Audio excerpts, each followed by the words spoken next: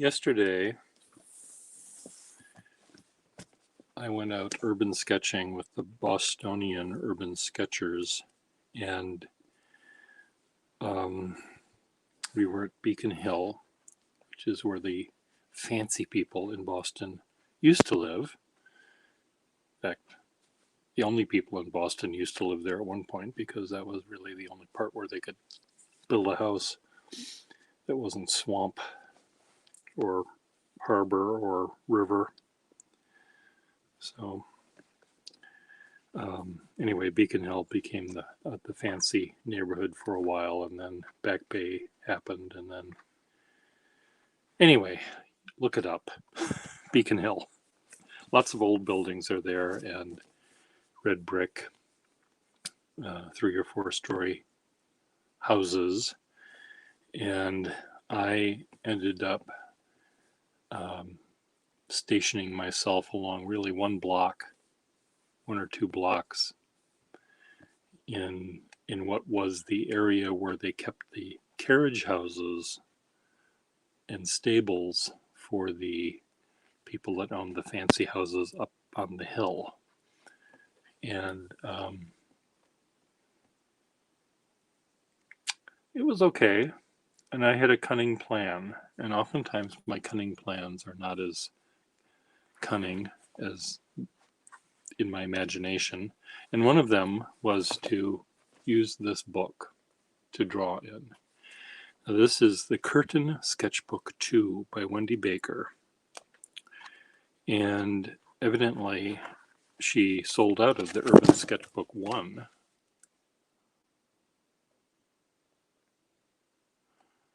And this book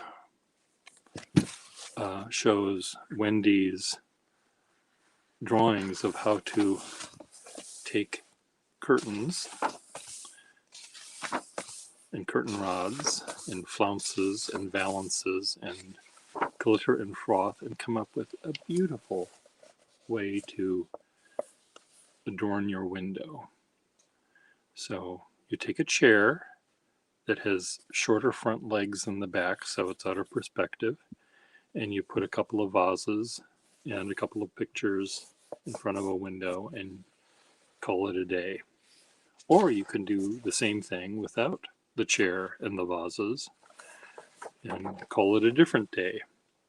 So she starts with just, okay, how difficult is this? You can use this fabric or this fabric. You can have a valance or not. And you see that the book becomes somewhat pointless after a fashion. Not pointless, but I shouldn't say that. But anyway, I thought, won't this be fun to do something with? And originally I thought I'd show out of the windows Armageddon, the world coming to the end, the polar ice caps melting, the asteroids hitting, the riots, the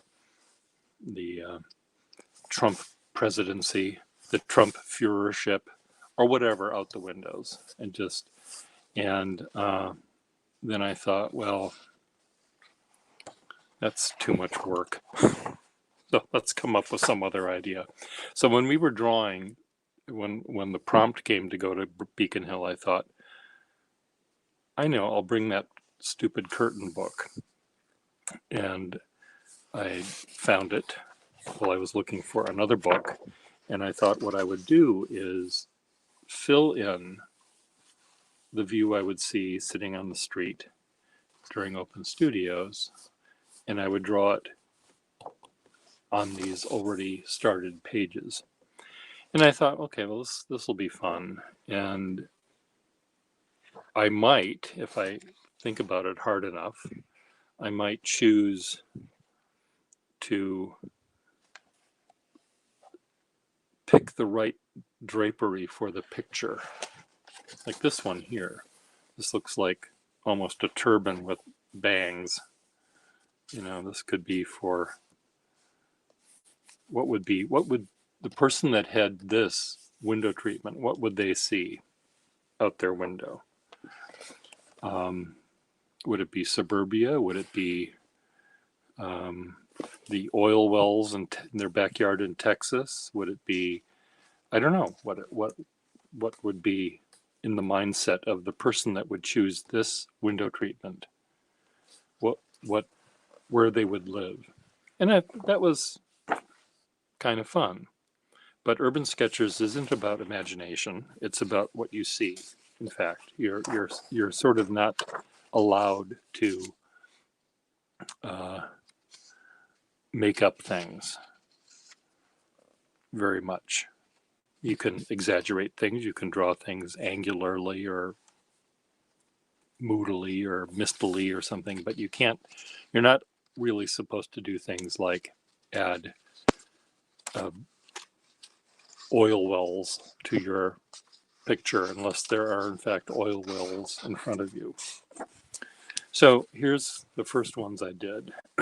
So here was this very, you know, floral pattern in pretty little flowers and this little braided valance top and big braided butch braided pullbacks. And I saw this very dark alley with fire escapes and a ladder, and there was weeds growing in the thing. And I thought, well, that's what they deserve to see out their windows. And over here, if I was standing here and turned 90 degrees to my left, I would see again the alley sort of opened up, and there were parking areas back there. Actually, behind me, when I was standing here, was a nice little triangular plot of land that had a tree or two and a little picket fence or wrought iron fence and some grass and flowers and stuff. So the back view from all of these rear windows, as it were not as ugly as this. And I found this actually more interesting than this, and more interesting than a lot of front views.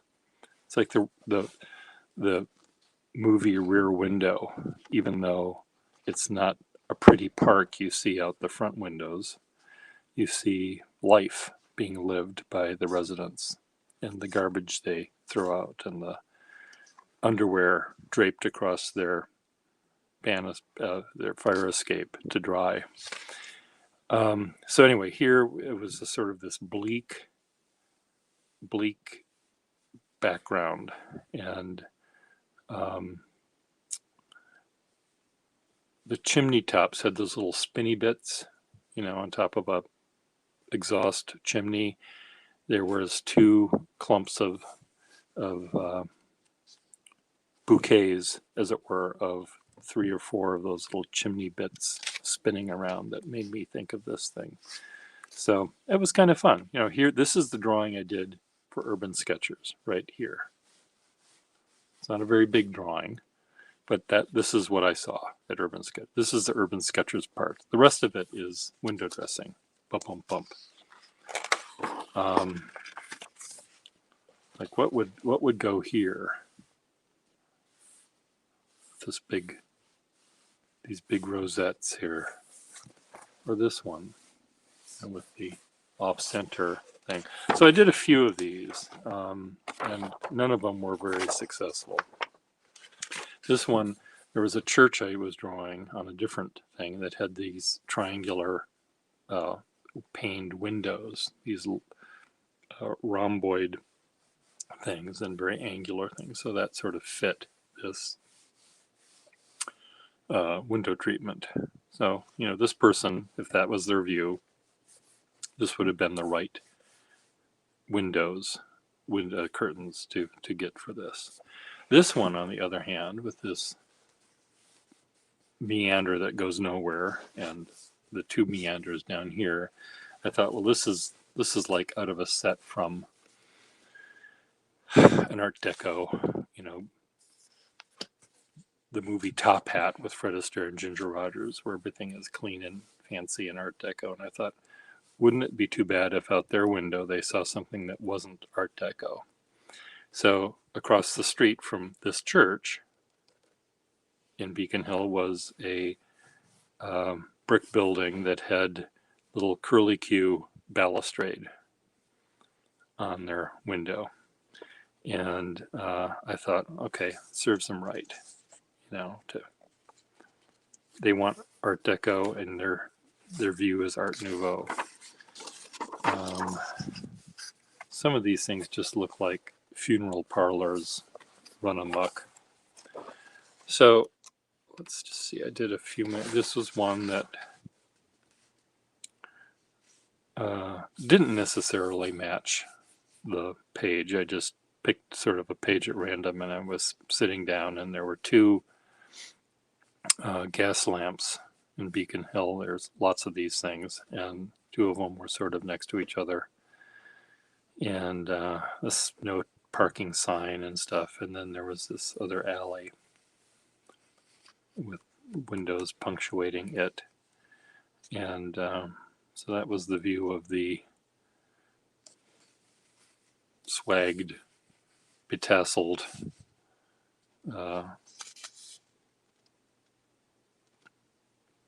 curtain owner here.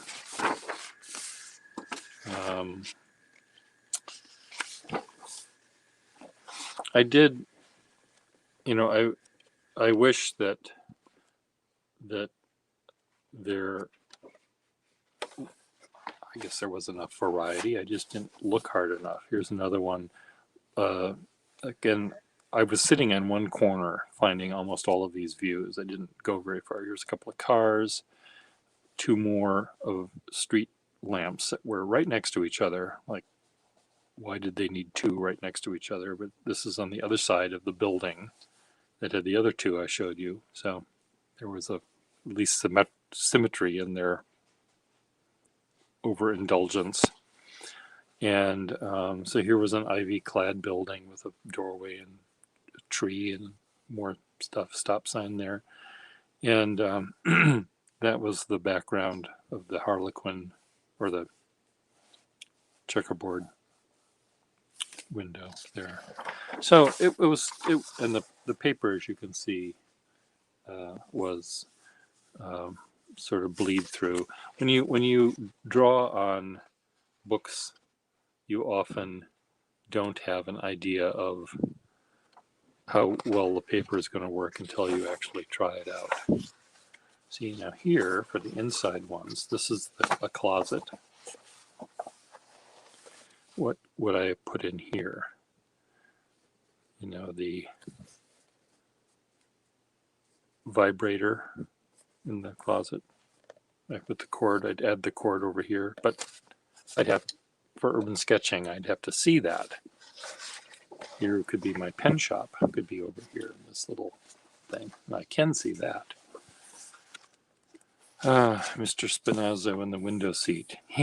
Rick. No, not Rick. That was Peter Lorre's character's name. The Dr. So-and-so. Mr. Spinazzo is in the window seat.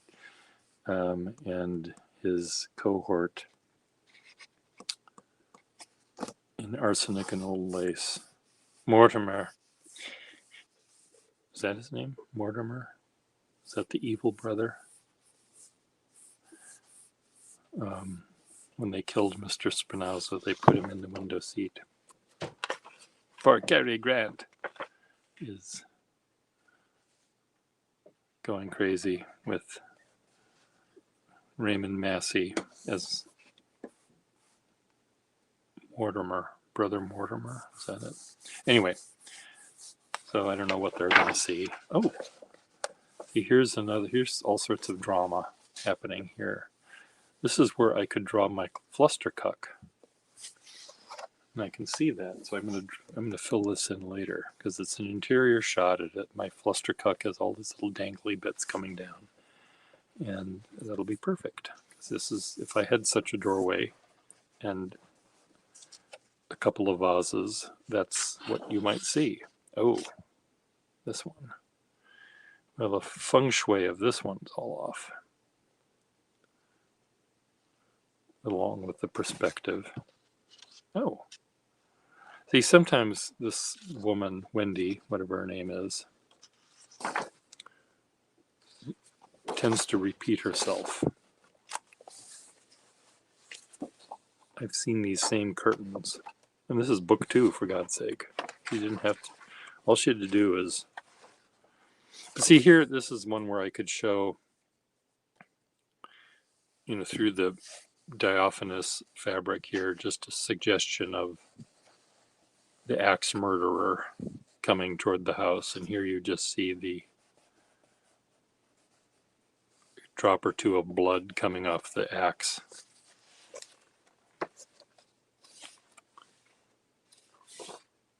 Rods, pullbacks, balances, braided rope. So this was one of the things I did. Like this one, this if this were really in Back Bay, if someone really had this sort of just pinned up in front of a window, it would be hiding the construction scene or the little tiny yard on the other side of the street that has the pink flamingos on it or something, where I can't even see that. That's not allowed. Our neighborhood committee have written letter after letter, and we've lost court case after court case to get those pink flamingos removed. Oh, this one with let's bring the outside in. Jack and Jill went camping and cut down an oak tree, and it's very natural. And so anyway, this was a way for me to think outside the little box. When one brings a piece of paper that's completely blank to a still life or to a drawing, that requires you to do all the work. Whereas if you have a piece of paper has something on it already, it makes it a little bit easier and a little bit more fun in some cases. One of my fellow urban sketchers who bought a pen from me, who really, really knows how to use it in drawing, and she was lamenting that she had used a diary, just a day book, for 2019 or something that was otherwise empty. She never used it for a diary, but she thought, well, it has nice paper, I'll use it for drawing. And then she did a really nice drawing, and she saw that there were these lines on it.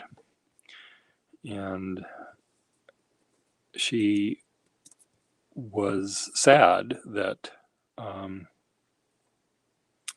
this drawing had those lines. And I told her not to be sad about that. That's perfectly fine. And then my mind went to the people who are very, very, or who are wealthy enough, we'll say wealthy enough to buy the fanciest tripod, the fanciest set of oil paints, the fanciest brushes, and the fanciest everything, and the most expensive everything. And they cannot paint to save their life. Or if they can paint to save their life, they paint stupid things. And this is where I'm speaking not as an urban sketcher, because we're not allowed to say things like that. We have few rules, and one of the rules is you can't be critical.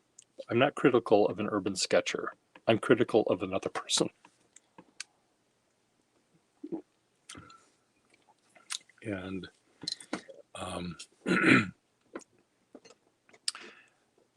tools help you, better tools help you perhaps make a better drawing, perhaps. They might be easier to work with. if the paper in this book did not bleed through and was a little bit harder and was a little bit less absorbent, I could have imitated the ink wash-ishness of this book better than I was able to. I brought one of the brush pens to dissolve the ink to sort of match this. And for some reason, the brush pen that I had was clogged. And I don't know how a brush pen can get clogged, but it got clogged. It has water in it. How can water clog something? Like this one is clogged. I'm pressing down. It says press here. Nothing's coming out. Oh, there's a tiny, tiny little. Well, this is coming out.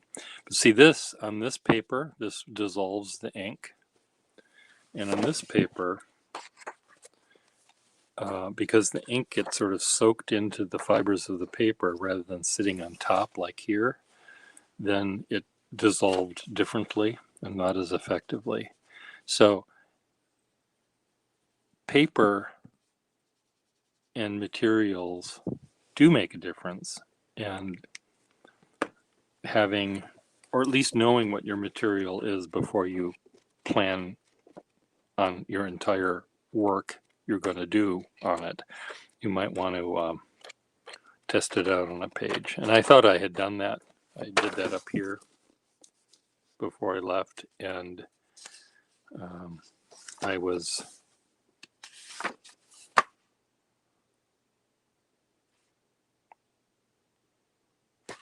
here. I'm going on and on and on, and not that the idea is stupid, but the idea, I wasn't making a profound artistic thing. I was just having fun drawing what I saw. And that's the woman that was drawing in her day book, I think. And most urban sketchers, they're doing it for, they're doing, it's sketching. It's urban sketching, not urban art. You know, drawing is different than art making. Art making requires more, you're adding another thing, you know, profound meaning to your drawing. Whereas if you are just drawing, and I am using the word just because it is, there's something missing from the making art aspect. I'm going to dig up this hole that I'm in even deeper. Sketching. When I sketch with the urban sketchers, I don't wear my beret. I'll put it that way. I don't. I'm just drawing what I see. I'm practicing my drawing skills. I'm drawing what's in front of me. It may not be what I normally would want to draw because I'm not interested in Beacon Hill, perhaps, but I'm doing it to just practice my skills. And sometimes I can be a little bit more artistic and creative by scribbling in a book about curtains and failing miserably at it. But anyway, there are some urban sketchers, and I don't want to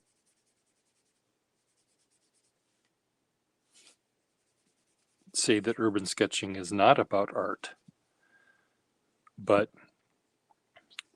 I think if urban sketching were about art, it would allow you to put oil wells in your picture even if you didn't see it. Urban sketching, again, has this realist rule that you have to follow. And when you're making, quote, art, unquote, the rules that you give yourself are yours to give, not other people, usually.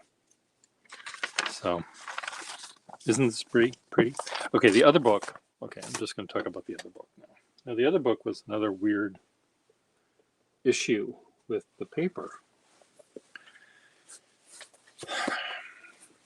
Architectural Terracotta. So here's a book I paid money for, ready money when I had money to buy books. And it's a book that talks about, oh, look at this. I should have used this page when I was drawing this drawing on the other side. So what I did, I turned the book upside down so that the drawings I was doing were on the right side. And I got out my pens that had, I was trying to find a different book. I was going to do the same thing sort of in a different book and ended up doing it in this one. So I had my sort of terracotta brown, grayish, watered down ink that I use here at my pen repair desk to check whether the pen works. And it was really interesting. I did a couple of drawings using this ink, and it was working fine.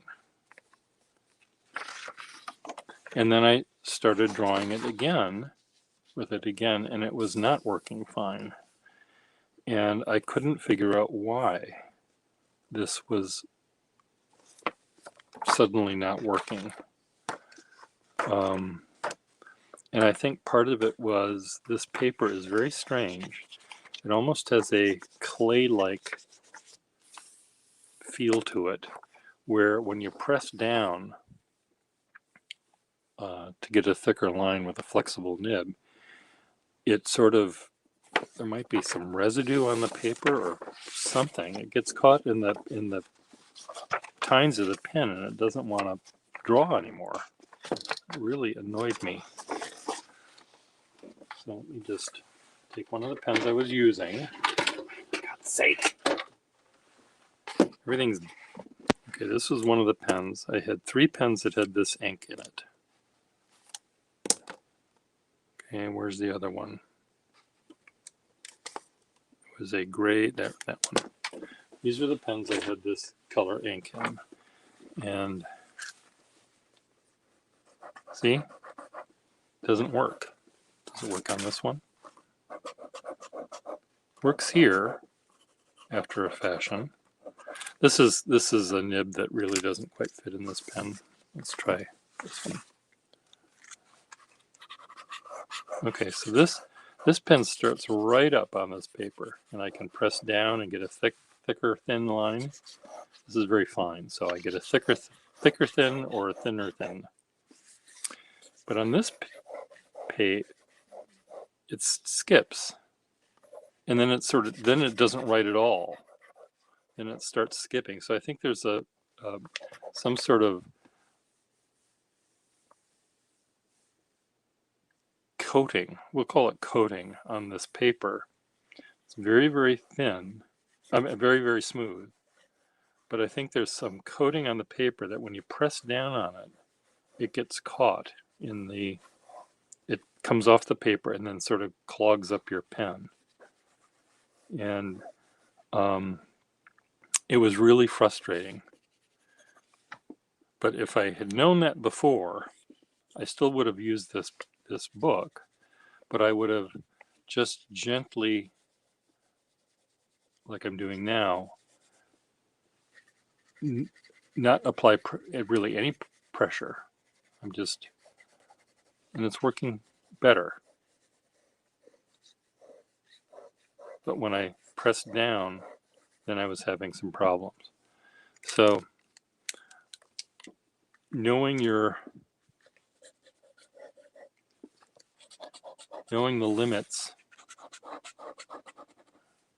of your paper and the limits of your ink and the limits of your pen and whether your water brush is clogged or not will, if you know all of that beforehand, you can go out and you can, see, there is a line there.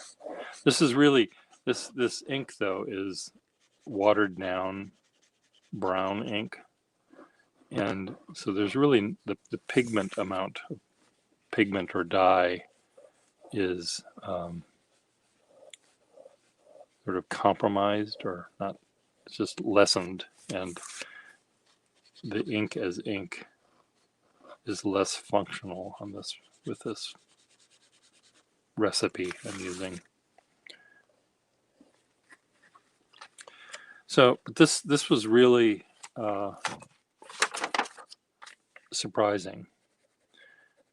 The book I was looking for to draw in is a book about the architecture of New England colonial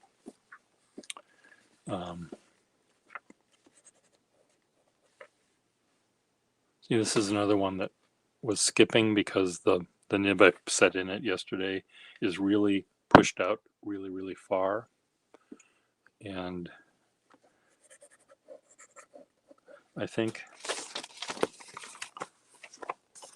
if I was drawing or writing on this paper, I wasn't having a problem, an issue with it, but on this paper, again, it was causing it to skip.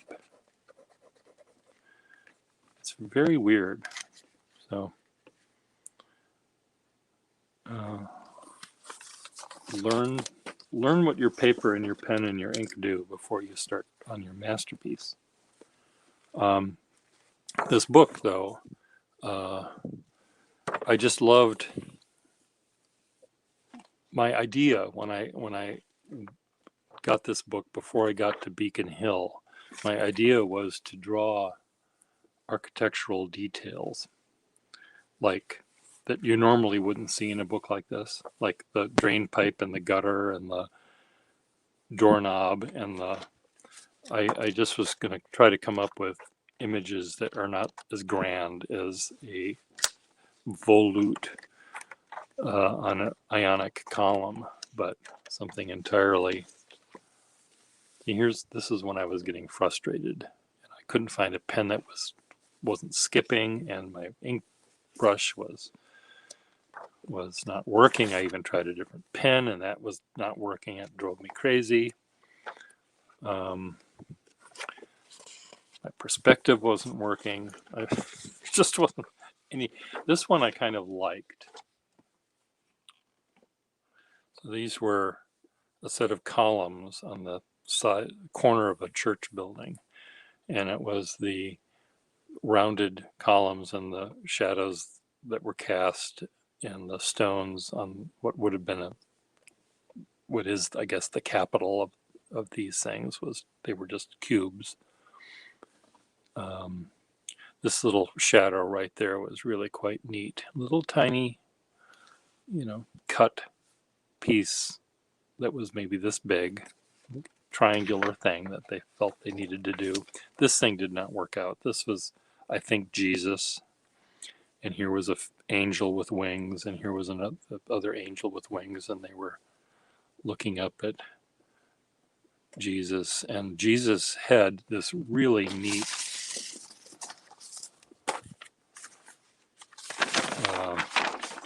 head. So here's Jesus, mustache, beard, nose, eye, body, all bedrapified, and there was a head here and a head here with angel wings. And then he was wearing this sort of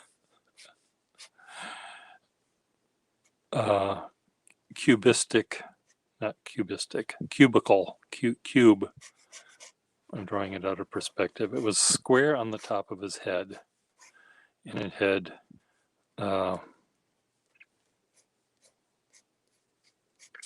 it was just this interesting thing, rather than, a regular halo and rays of light coming out from behind him or a crown. He was wearing this box that had, I don't know, let's see if I can find the name of that church. I will find a picture of that. But that was what was interesting to me, was this thing, because it was really funny. And I just smeared on my beautiful drawing. I just smeared that. Sucks. Here I spent hours. I spent minutes, maybe 4 total on this drawing. Okay, let me just find out where this is, what this is. Open maps.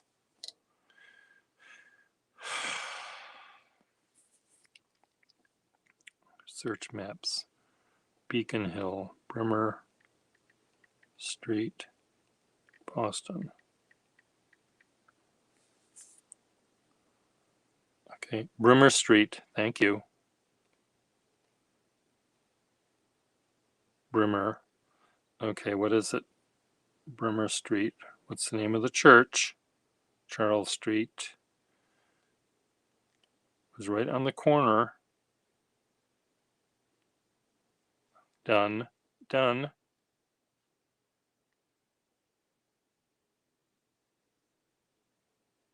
Okay, where is it? I don't want Chestnut Street. I want Mount Vernon. There we go. It's Church of the Advent. So let me see if I can go down. No, I don't want that. Satellite.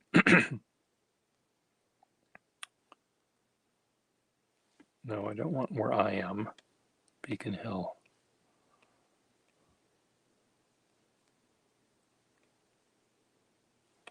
There. It's right here. Now how do I get... I don't want 3D. This is a church, so it's this thing right there. That little doorway. So Church of the Advent. So let me just find Church of the Advent. Church. No. Of the Advent. Boston. Images. Okay, let's get that doorway. Well, look at that. No, I don't want to visit it. I want to look at the picture. God bless.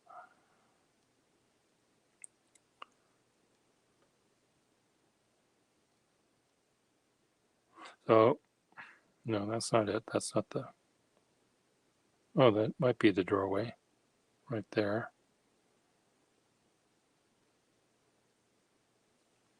Church of the Advent, Boston. Okay, now how do I get door? Images. There we go.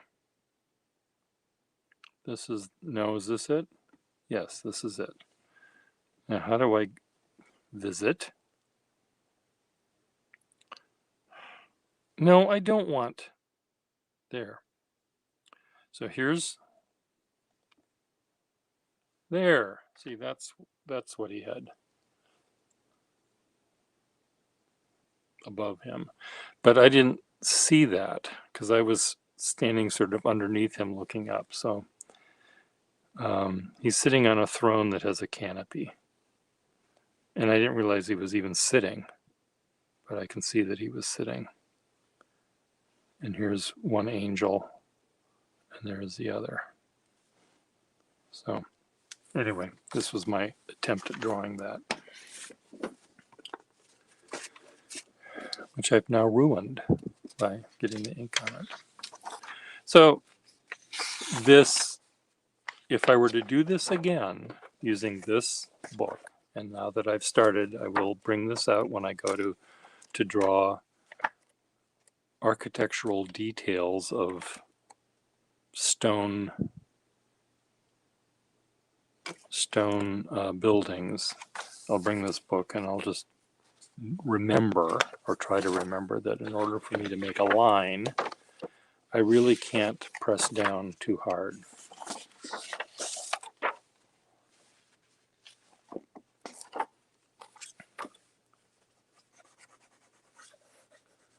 If I just kiss the paper, I'll be fine.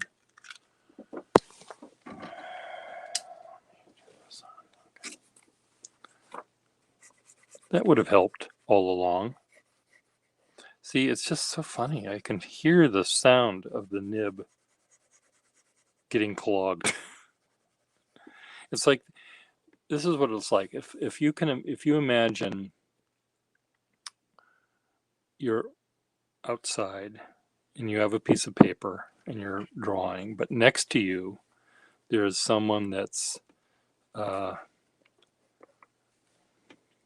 sandblasting sandblasting a house, and little invisible particulate of sand and clay and dust gets on the surface of your paper and somehow sticks there. That's what this is like. And I think there is a kind of paper that can be coated with or made of this kind of material. So maybe that's what this paper is made of. Volute. National Terracotta Society. So here was, these were terracotta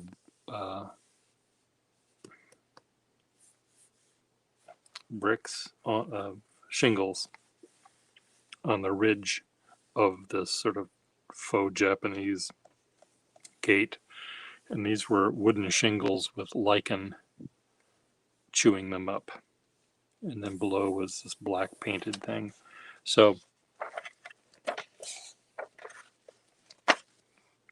anyway, this is what I did. And all in all, I wish I had done these tests before I had gone there, so I wouldn't have gotten frustrated. I wish I had tested my water brush to make sure it wasn't clogged. And I wish I had tested the ink to make sure, that paper in that other book, to make sure that it wouldn't have the problems it did. It looked like it was perfectly fine, and it turned out not to be. So I got frustrated. And when you're doing any kind of drawing or any kind of art, you shouldn't be fighting the materials. Or at least you shouldn't continue to fight with the materials.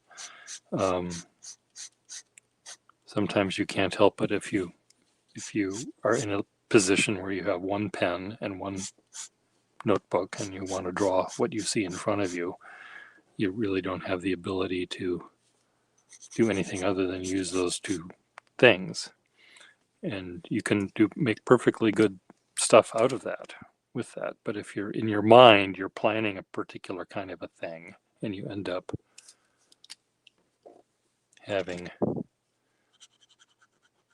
finding that what you had planned cannot be done with the particular thing, then you're a little screwed. So plan ahead a little bit if you can. If I were to do it again, I would use unwatered down brown ink, I think, and I would have not pressed down too hard. I hope, see, this nib isn't making contact at the end with the feed, so we have to fix that.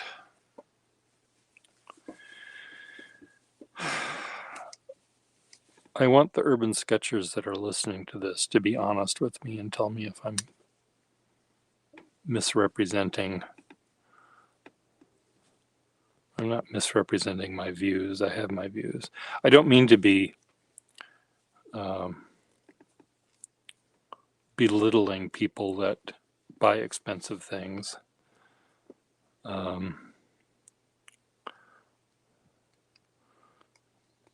Or desire to aspire to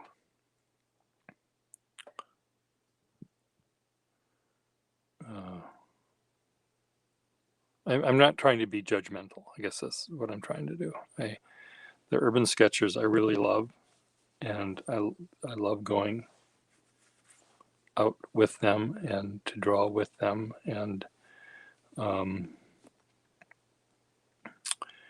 rule, though, that we all have to follow, I guess it's the rule about drawing what you see, which actually I kind of like, because I can relax a little bit. I don't have to be profound. Okay, this has to go up. Oh, I'm digging myself into a hole even deeper. What do I mean by what am I trying to convey?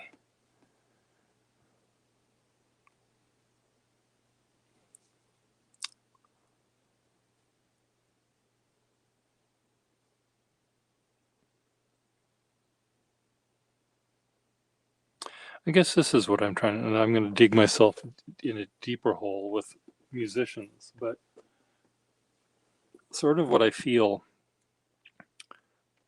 is let's say I was a very skillful violinist and I play in an orchestra 5 days out of the week, and we play what we're told to play, and this is not working out for me, this little analogy. It's screwing itself up, I can tell right now. I'm trying to open this up because there's matches in there and there aren't matches in there. The matches are in the different drawer with my candles.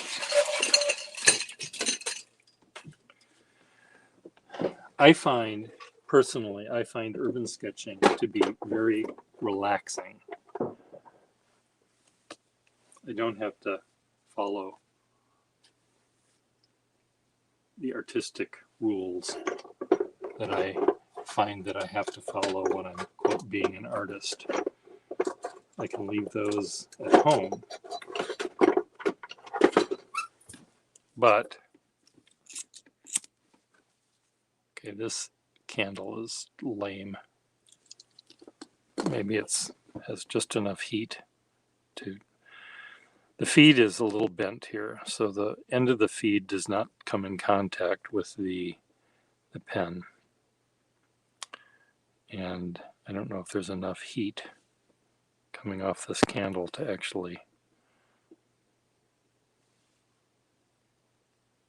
allow me to bend this up. But I find urban sketchers sort of like taking my violin to a jazz cafe and just jamming. You know, I'm just having fun. I'm just pushing my notes around. Sometimes they work, sometimes they don't work. I really find urban sketching fun for that, because I don't have to. That's all I needed to do right there. I just pushed the end of the feed up to the top of the pen, to the bottom of the nib, at the tip, toward the tip that would keep the pen, the ink,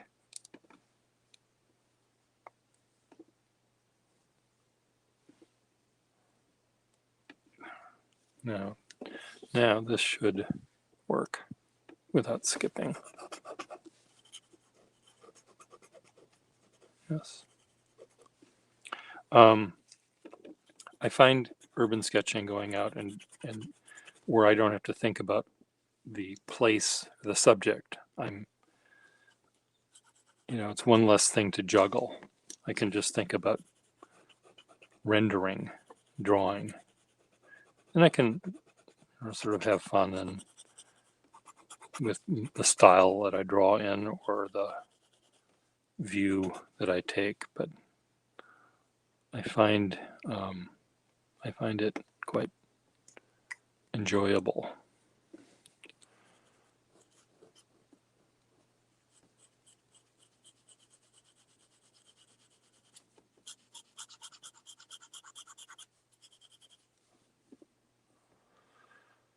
Oh well.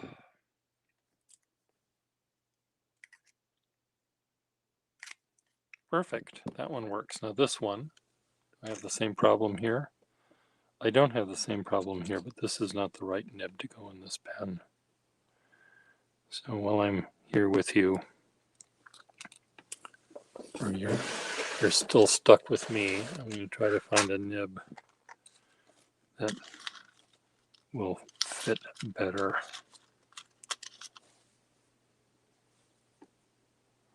Here's a nib that's all bent out of shape.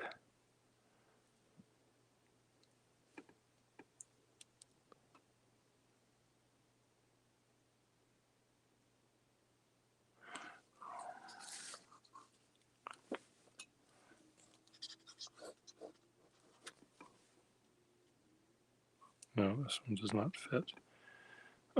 It's still bent out of shape, but it does not fit. Okay.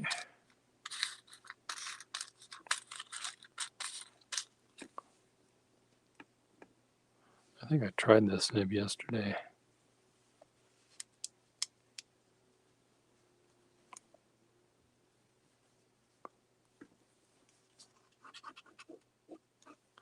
Okay, this one fits better. I mean, it scratchy. Still scratchy. What's wrong with it?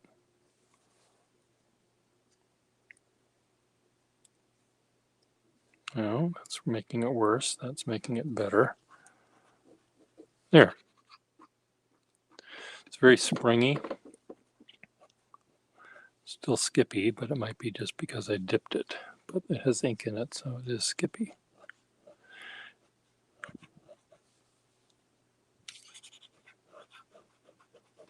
Railroady. Well, it'll be a railroad. When I want to draw railroad tracks, that'll be the pen I'll use.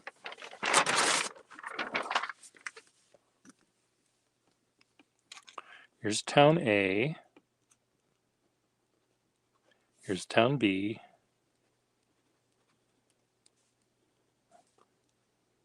And the railroad tracks between them start here and go there until they run out. Now, see, this is not the right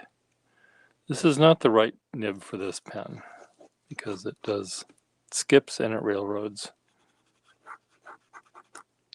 Let me just, I don't have any real ink here.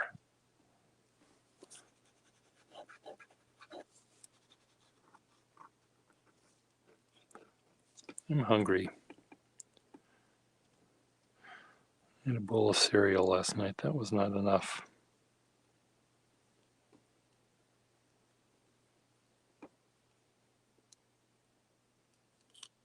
Okay, does this come out? It does come out good. Okay, let's try this again. Again, this nib is, I'm going to shove this feed way up toward the bow.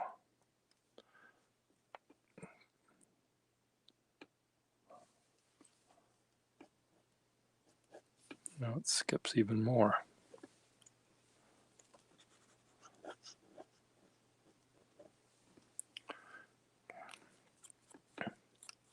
There is ink in here, right? Yes.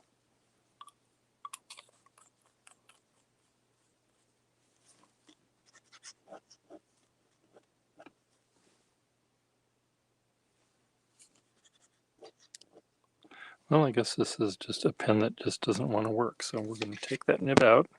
That does not want to work here.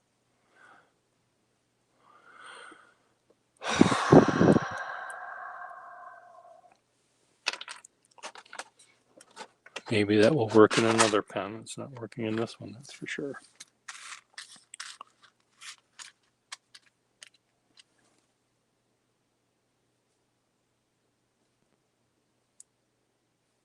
Huh.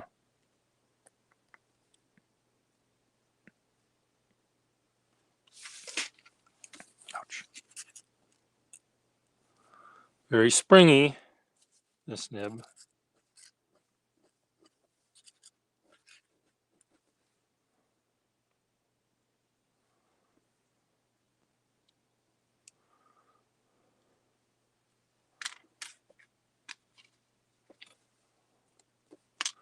They're all too small.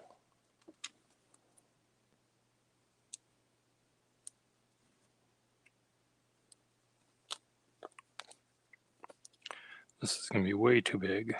I just want to see what it's like.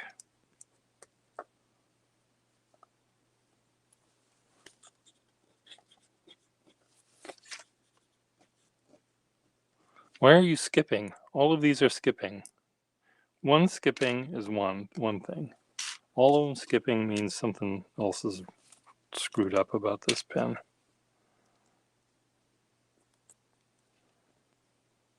This is very thin. You can see. Skipping, as you can see. Maybe the feed is just evil. Is there such a thing as evil feeds?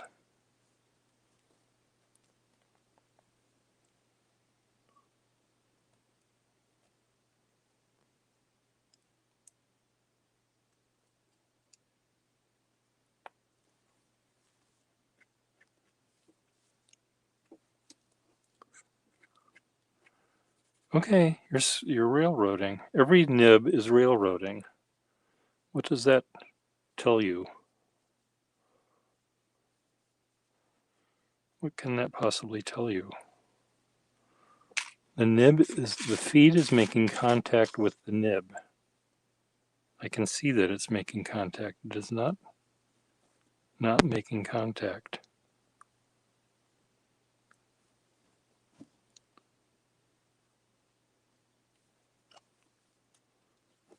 Is the ink supply to the feed not working out right?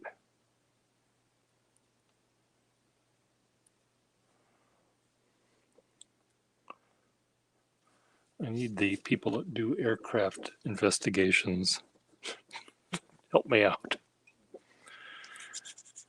We listened to the voice recorder and it's just Pierre Gustafson saying, fuck, god damn it. That's not helpful. God damn it.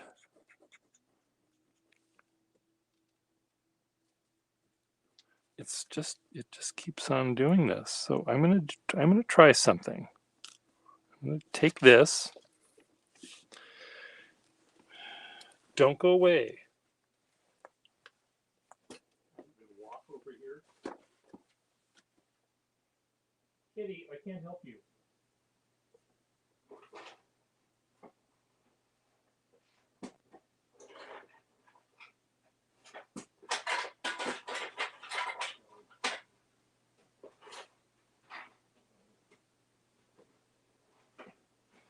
Okay, where are my feet?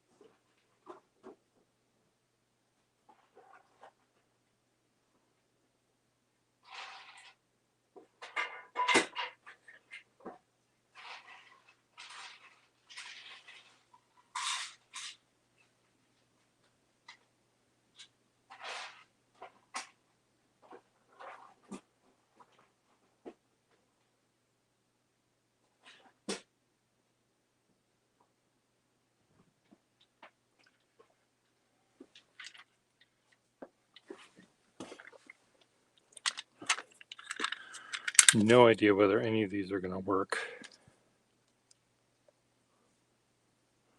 This one fits. Oh, fuck. Come on.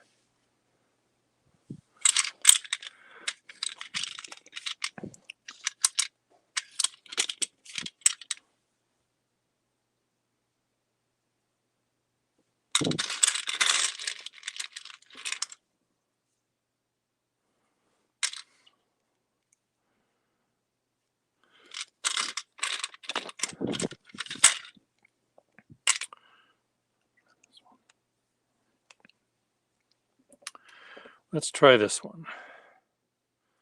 It's a very thin feed.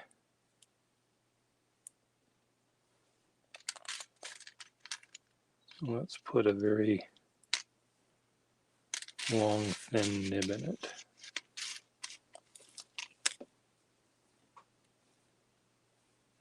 This is a very weird nib.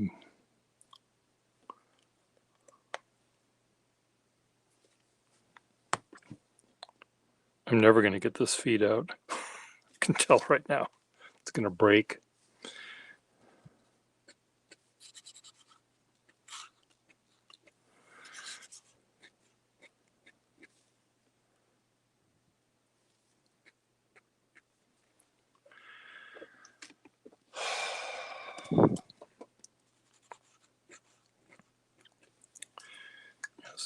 Aircraft investigations.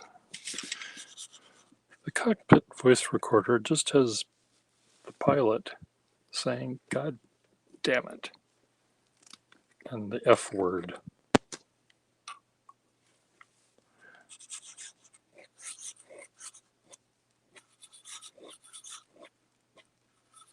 This is good for drawing spermatozoa.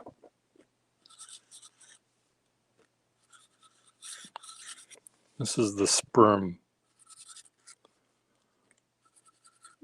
pen. What do you think? It's gone from drawing railroad tracks to drawing sperm. So this is if there's a book that needs to be written about family planning or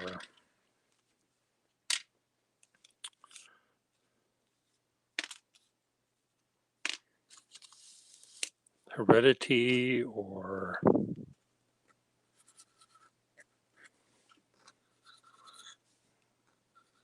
something, I'm your illustrator.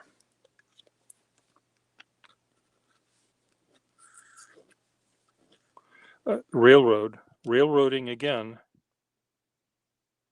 and it is okay. The nib comes out. I really like that nib. Does this come out? This is not. I want to save this nib. This has to go into something I really like.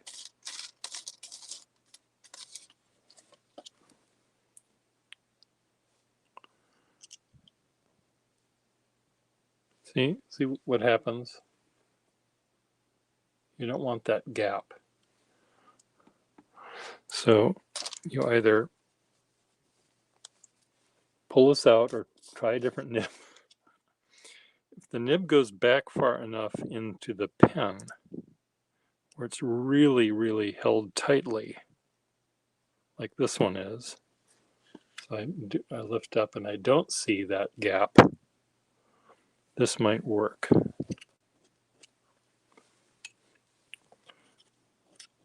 But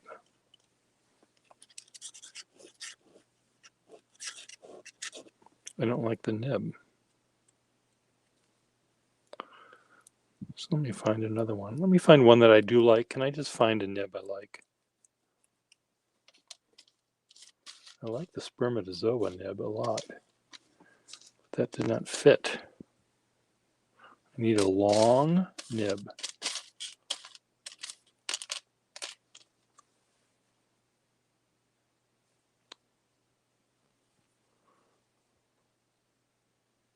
I don't even think this is gold. Where's my loop?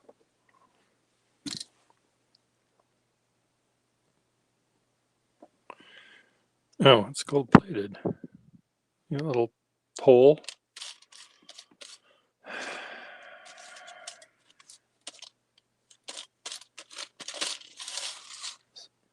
Sure sign of gold plated nibbage.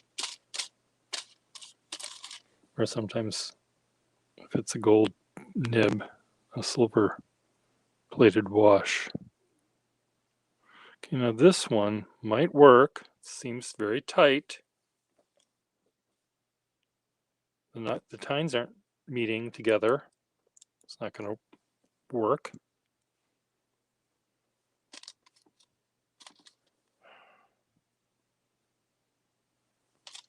Okay, I'm going to put this one back. I really like this nib, and if I have to just use it as a dip pen. It has to go back further. God damn it.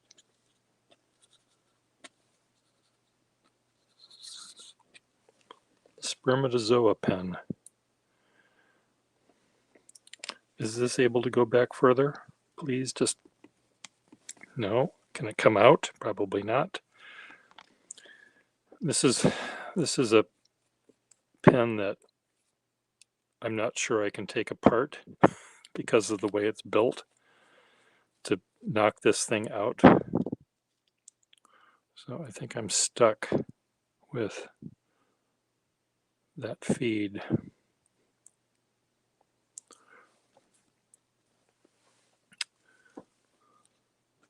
So with that in mind,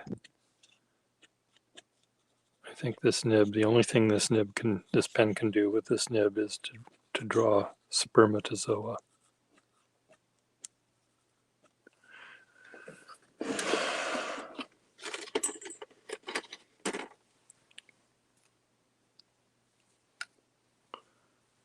Will that fit in here?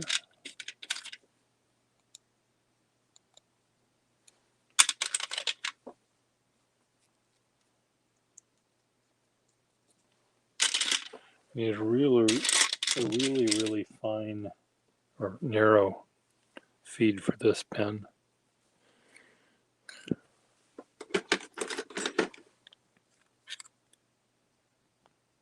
Oh, look at this, Waterman 72.5. Why is this even in that drawer? This belongs in my locked cabinet. No, it's not that rare. It's rare enough though, but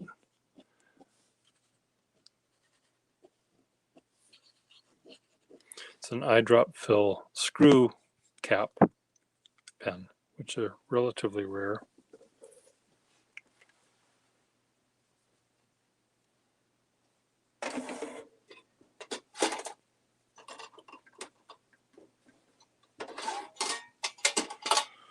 Okay.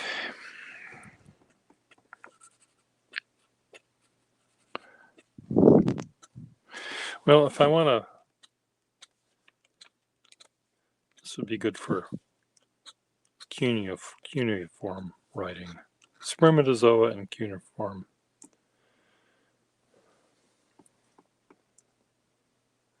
I'm just going to keep trying. You don't have to watch me if you don't want to. I'm just going to keep trying to find a nib that does function. It has to be a long barrel, long nib.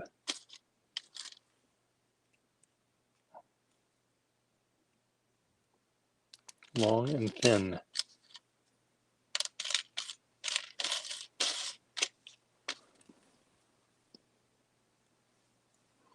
Like this one.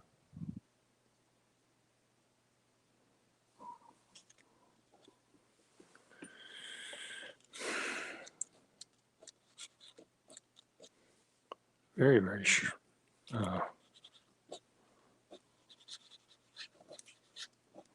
firm, this one.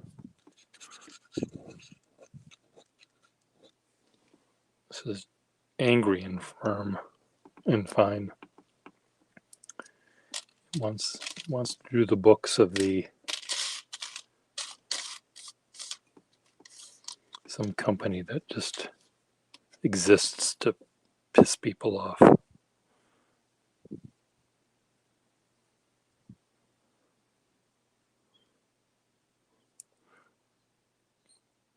Wants to do the books of the people that make those boots that you put on tires that owe too many traffic tickets. That's what it wants to do.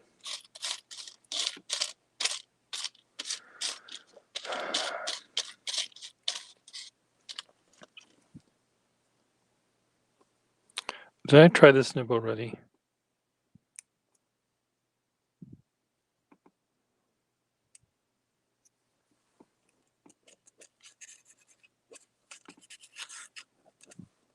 Scratchy.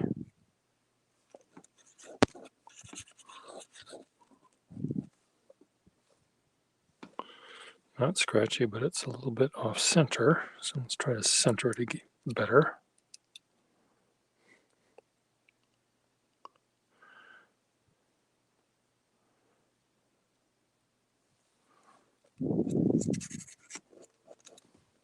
Railroading.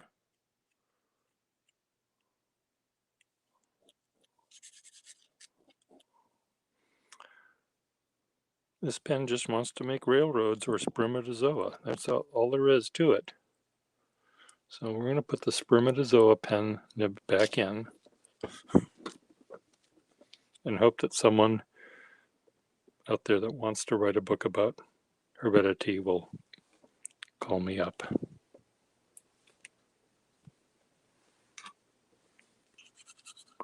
Or a book on onanism.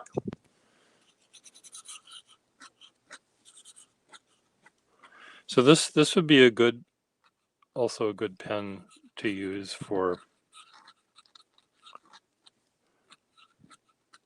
little tiny place cards, as long as I keep dipping it. Mr. Sperm to you.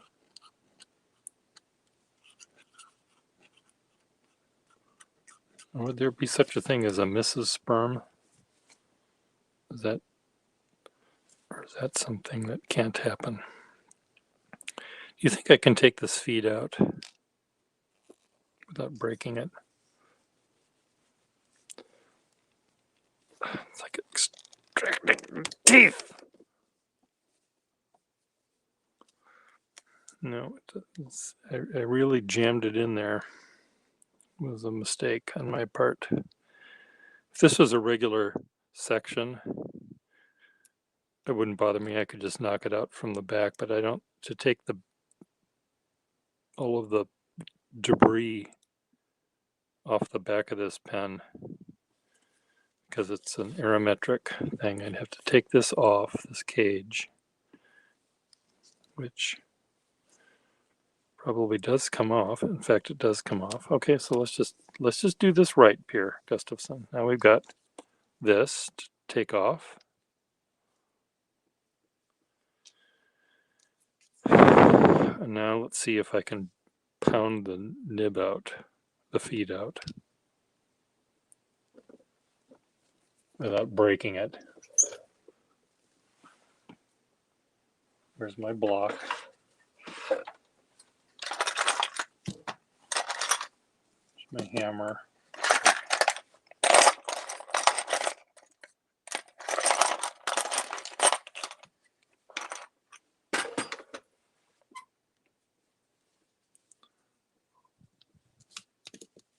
This is my hammer.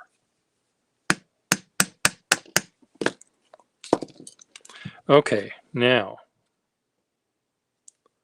what is wrong?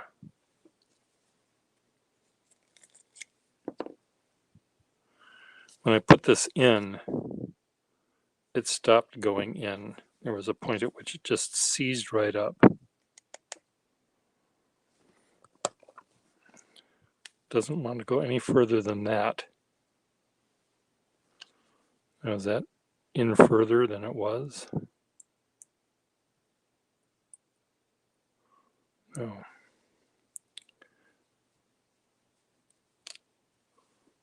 There's probably, the reason that this is doing this, the reason that there's so much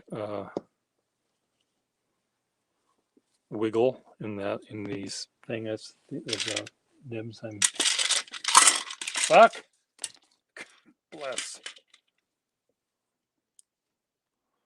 The reason there's so much wiggle room here is probably because this had a steel nib in it originally. Okay, that's really tight. This is the original feed that was in it. Here's the spermatozoa nib. But because I was able to shove it in further,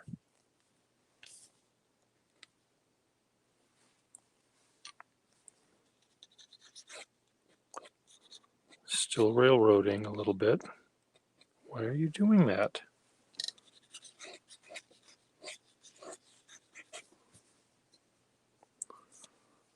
Then the pilot released the brakes and the plane came to a stop. No, that's not what would happen.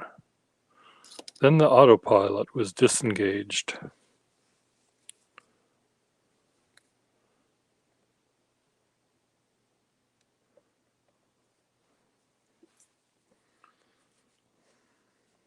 The only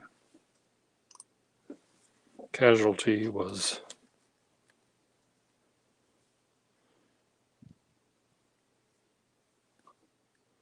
this is working.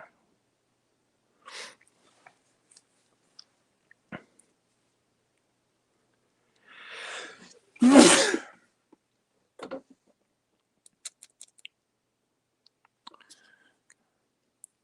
don't know whether this was shellacked on or not. The only casualty was the reams of paper that were wasted in trying to figure out what was wrong with this pen.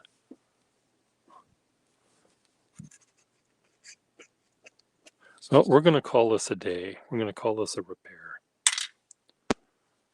The spermatozoa pen has been repaired.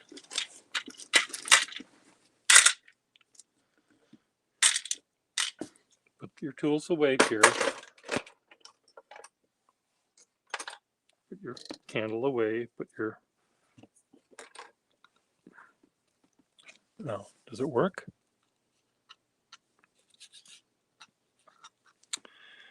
Okay, spermatozoa. And railroads. Is there a book that has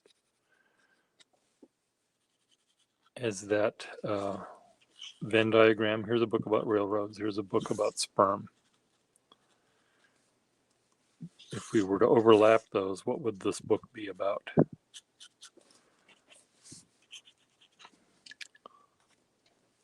The stud farm. The stud farm was finally connected to the big city by the railroad. A little branch was pushed off the main line, as shown in the illustration to the illustration XVII. So then you'd have figure XVII, and you'd see the main line is here, and there's the branch that goes to the stud farm. And here's the tanker cars full of spermatozoa.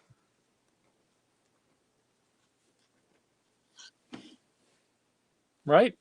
Perfect. No.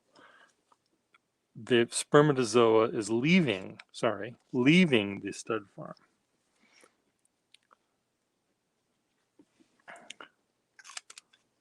Having filled each tanker with 56,000 gallons of spooge, the heifers of the world gave birth. What's the gestation? What's the pregnancy time of a cow? I'm just wasting my breath and wasting your time, and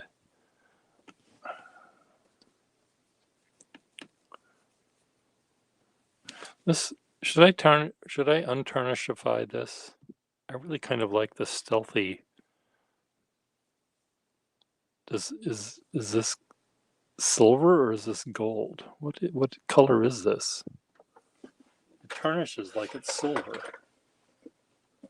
And now you've got inquiring minds figuring this out.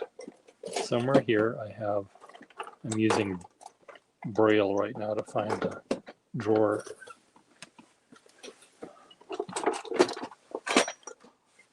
No, that's the candle drawer.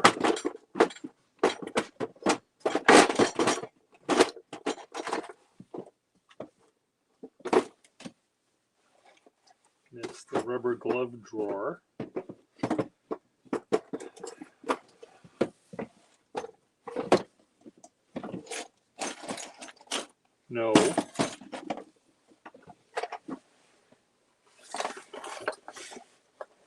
Note to self, it's in the top drawer. Okay. Let's see.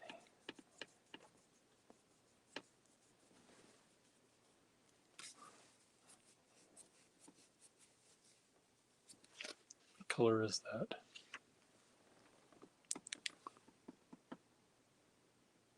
It's silver. Wow. Well, I just suddenly found a keeper pen. It's going to be impossible for me, just telling you right now, to find a silver lever for this.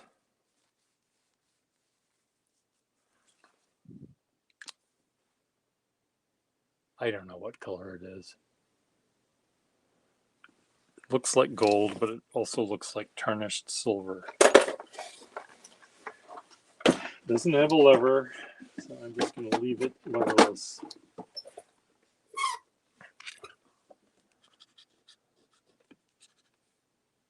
Oh, it's a piston. It's one of these anyway. Doesn't need a lever.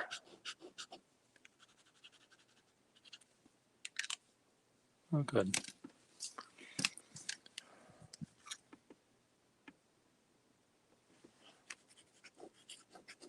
I just realized something when I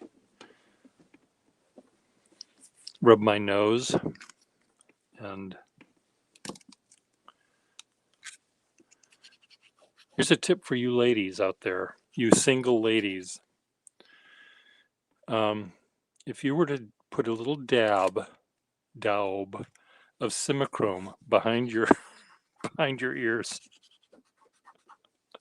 you will find heterosexual pen collectors will be flocking around you, because the smell of simichrome is so near and dear to their heart that they will just, "Ooh, hello, what's your name?" they'll say. And you'll say, "Well, my name is Blanche." And they'll say, "Oh, Blanche, what a lovely name. Are you doing anything after the pen show?" "No." And the rest is history. Simichrome perfume. Imagine that could work for other, grease monkey perfume. If you really want the attention of that man who's working on your Mercedes-Benz, whose feet you see sticking out from under the muffler area, wear Pennzoil perfume. I was reaching into the depths of anything that I know about cars to come up with that factoid.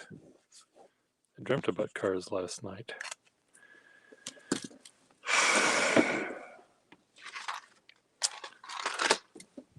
It was made of plastic.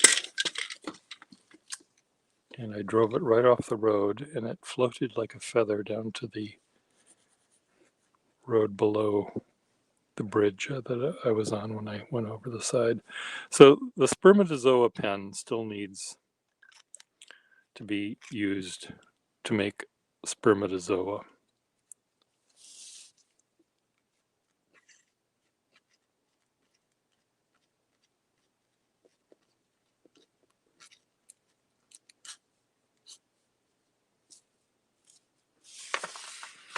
Or to write in that manner. Very springy. This is one of those pens that goes from 0 to 60 in a very short amount of time. So Wasky Squirrel, in his notebooks, when I mentioned to him that he doesn't really take advantage of a flexible nib. Normally you don't have enough room to do that in that much space. But this is like rockets or jets on aircraft carriers that only have 1,000 feet of runway to take off on. That's sort of what this pen. These are like those fighter jets with their turbo thrusters or whatever they are that they have. Turbo assist rocket assists.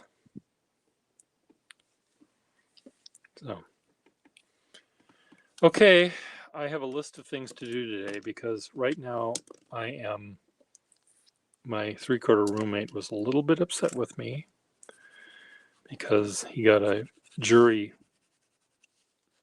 notification in my mailbox. He uses my mailbox because that's part of the 3/4 roommate aspect of it.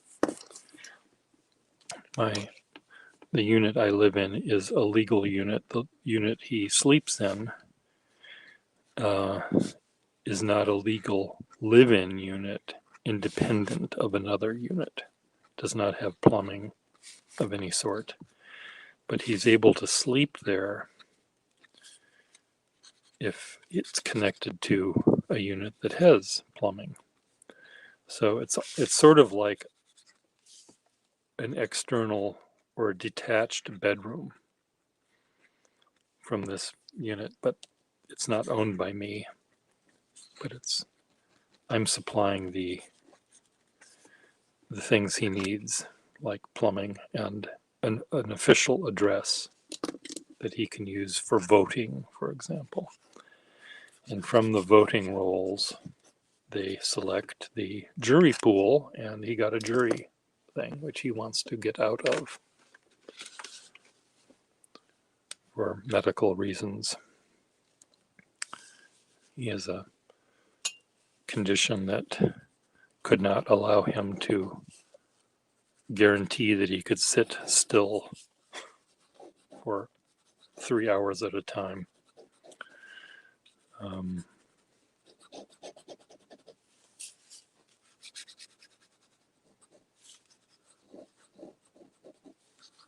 It's not incontinence. I mean, would that be a reason that you could get out of being on jury duty?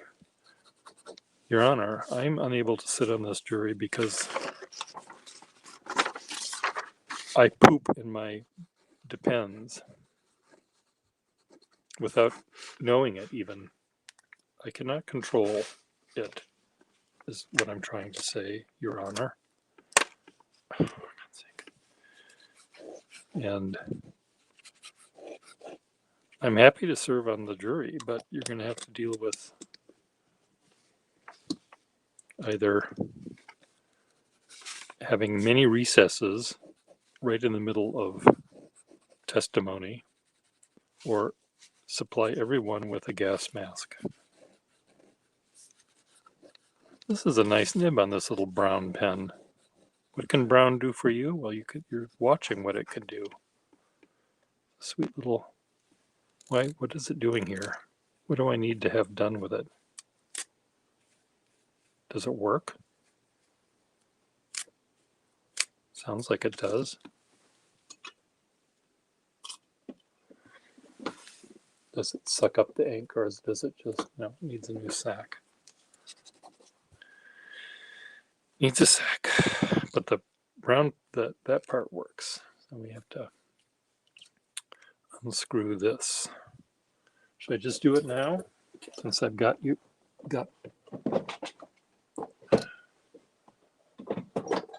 no. Yes.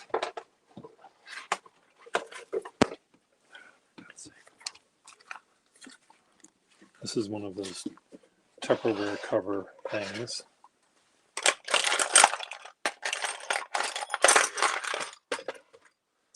Which provides grip and protection a little bit from the nasty pliers. So you just wrap that around there and you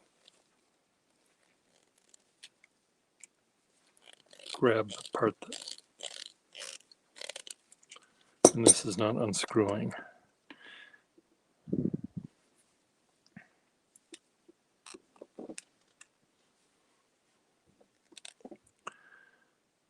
So it might need to be heated up. because there could be shellac in here that's just seizing it.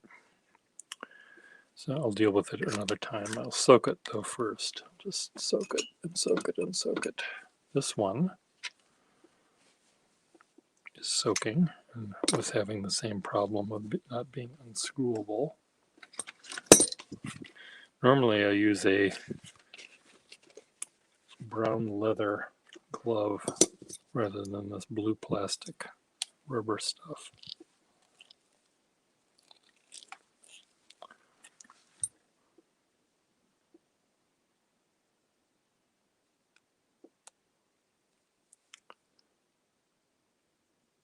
Really tight as well.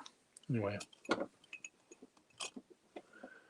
soak those for a while longer.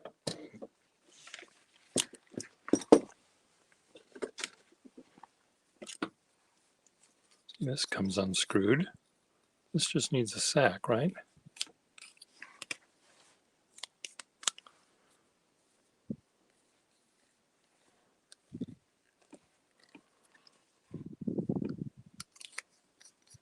And a little ring.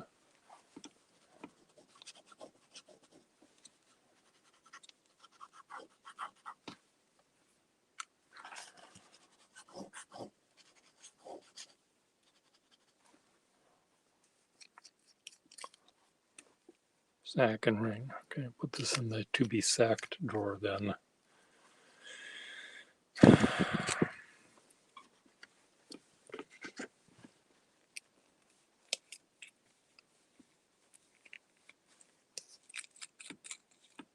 This also needs a little ring and a sack. I hope I have those little rings.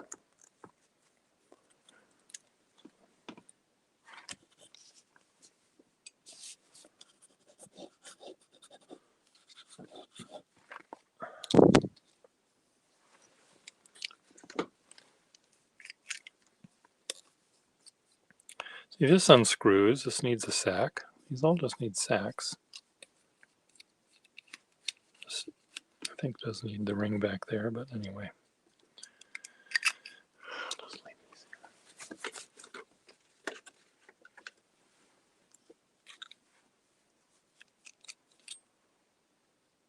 here. This was the ring I was talking about, the little metal ring. Now, why is this not coming undone?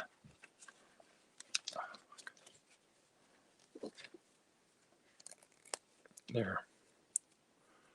Boot.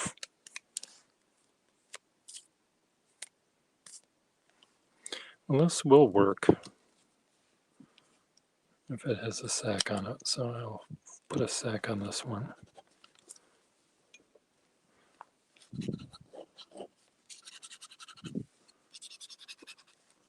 Very fine nib.